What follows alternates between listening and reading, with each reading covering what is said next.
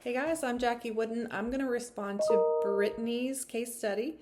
Brittany, I do agree with your overall assessment and would like to expand this. Biologically, the patient's early childhood neglect places her at increased risk for neurodevelopmental and stress related disorders, as early adversity has been shown to alter brain development, particularly in emotional regulation and executive functioning systems. This is from Teacher and Sampson, 2016.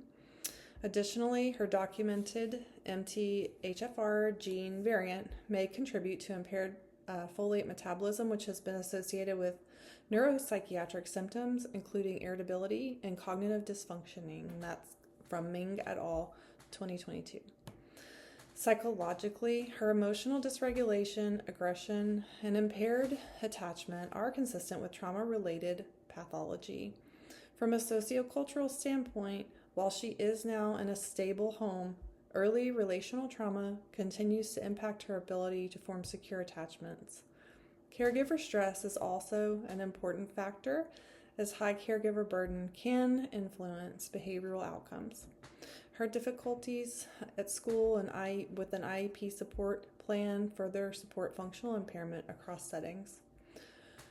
I agree with your ruling out oppositional defiant disorder and disruptive mood dysregulation disorder, as her symptoms are better explained by trauma and attachment disruption. Research supports that trauma-related dysregulation can mimic ODD and DMDD, but differs in etiology and treatment approach. That's from Paulus et al., 2021. I also agree that autism spectrum disorder is less likely. While she demonstrates social difficulties, her ability to form attachments, though impaired, suggests trauma-related relational disturbance rather than the core social communication deficits as seen in autism spectrum disorder, and that's from the DSM-5. The final diagnoses of ADHD, PTSD, and reactive attachment disorder are well supported and clinically appropriate. I strongly agree with the goal of reducing polypharmacy in your treatment plan. The current regimen includes multiple off-label and adjunctive medications with limited pediatric evidence, particularly amantadine. Prescribing is supported by evidence emphasizing minimizing medication burden in children to reduce adverse effects and improve adherence. That's from Matthew et al., 2024. Reducing risperidone is appropriate given the risk of metabolic and extrapyramidal side effects. The presence of lip smacking raises concerns for possible early EPS or tardive dyskinesia, which warrants close monitoring. Initiating Focalin XR as evidence-based, as stimulant medications remain first line for ADHD among children and adolescents. However, given her trauma history, careful monitoring is needed, as stimulants may exacerbate anxiety or cause hyperarousal in some children. That's from Peterson et al., 2024. I strongly support the trauma-focused cognitive behavioral therapy suggestion, which has a robust body of evidence for reducing PTSD symptoms in children. That's from Morelli et al., 2025. Attachment-based therapy and parenting management training are also critical in evidence-based interventions. For your patient and family education, I do agree with your plan and would emphasize education on trauma-informed parenting strategies, provide clear guidance on recognizing medication side effects, especially movement disorders, and then particularly focus on sleep hygiene interventions as sleep disturbance worsens emotional dysregulation. Family engagement is essential, as caregiver involvement significantly improves outcomes in both ADHD and trauma-related disorders. That's from Evans et al., 2018.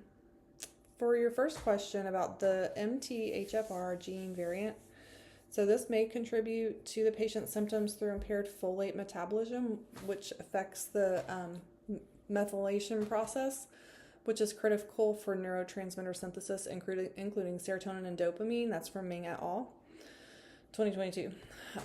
So this can manifest as irritability, cognitive difficulties, and even mood dysregulation. Clinically, This may influence treatment by supporting the use of L-methylfolate supplementation, which bypasses the metabolic defect and may improve psychiatric symptoms. While evidence in pediatric populations is still emerging, adjunctive L-methylfolate has shown benefit in mood and behavioral regulation in some cases. That's from Pitluik et al. 2020. Nutritional optimization should also be considered as part of a holistic treatment plan for this patient.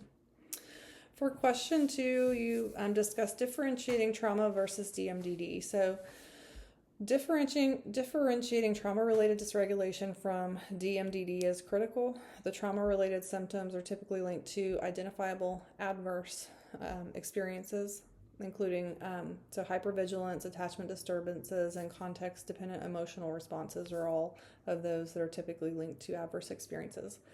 In contrast, DMDD is characterized by persistent irritability and severe temper outbursts that are not tied to trauma triggers and occur across settings consistently. That's from Copeland et al. 2013. Additionally, patients or child and adolescent patients with PTSD often exhibit re-experiencing avoidance and relational disturbances, which are not core features of DMDD. A thorough trauma history and symptom timeline are essential for accurate diagnosis. So in conclusion, I do believe that this was a complex case involving ADHD, PTSD, and reactive attachment disorder shaped by early trauma. And I do support your diagnostic clarity and emphasis on reducing polypharmacy while providing evidence-based psychotherapy. And then also consideration of the MTHFR variant and careful differentiation of the trauma-related symptoms further strengthen clinical decision-making. That is it. Thank you.